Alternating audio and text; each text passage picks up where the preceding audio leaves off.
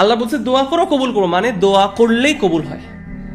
আমি দোয়া করছি, আল্লাহ তুমি আমাকে এই মেয়েটার সাথে বিয়ে করো, আল্লাহ তুমি আমাকে এই চাকরিটা দাও।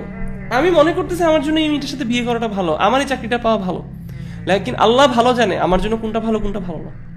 আল্লাহ প্রমিস করতেছে যে দোয়ার রেসপন্স হচ্ছে অ্যাকসেপ্টেন্স।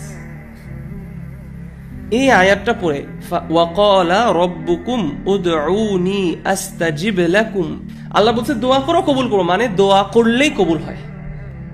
এটা নীতি, আপনার জীবনে এটাকে নীতি বানায় ফেলেন। দোয়া করলেই দোয়া কবুল হবে, এটা আল্লাহর কথা।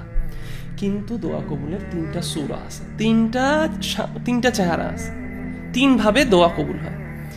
এক, আপনি যে দোয়াটা করছেন সেই দোয়াটা যা চাইছেন তা আপনি পাইছেন।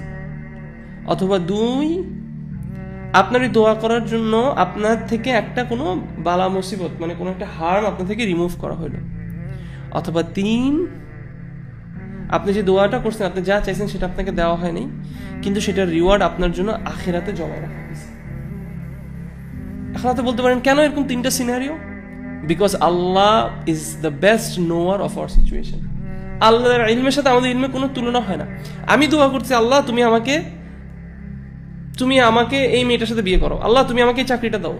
আমি মনে করতেছি আমার জন্য এই মেয়েটার সাথে বিয়ে করাটা ভালো, আমার এই চাকরিটা পাওয়া ভালো, লেকিন আল্লাহ ভালো জানে আমার জন্য কোনটা ভালো কোনটা ভালো না। সো আমার কাজ হচ্ছে আল্লাহকে শুধু চাওয়া এবং বিশ্বাস করা, চাইছি মানেই কবুল হবে। কিভাবে কবুল হবে? এই তিনটা যে কোনো একভাবে কবুল হবে, আলহামদুলিল্লাহ। তার মানে জাস্ট দোয়া করা, চাওয়াটাই, আপনি চাওয়ার সময় থেকে আপনার এনজয়মেন্ট শুরু হওয়া উচিত। আমরা দোয়া করে অপেক্ষা করি, দোয়া কবুল হইলে খুশি হই। দোয়া যে করতে পারছি, দ্য তৌফিক আমি যে পাইছি, দোয়া করার তৌফিকটা যে আমি পেয়েছি, এখান থেকে আমার খুশি হওয়া কথা, সুবহানাল্লাহ। এবং দোয়া থেকে দূরে থাকা ইজ অ্যারোগেন্স, এটা হচ্ছে অহংকার।